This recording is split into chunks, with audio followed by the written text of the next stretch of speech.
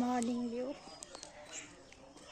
Silo मामाको कुटिया माइलो मामाको कुटिया अनि हजुरआमाको महल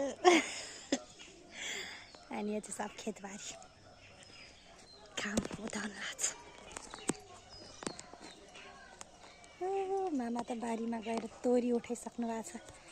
हेर्नु है तोरी उठाउनु लाग्नु भएको छ मामा। त्यो परको चाहिँ ब्रोइलर फार्म हो मामाको।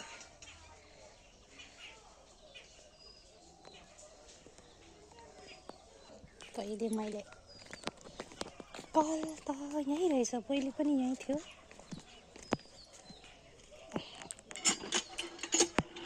आउँछ ए आउने रहेछ पानी। मामा उठ्नु भएको छ कि नै? मामा उठ्नु भएन?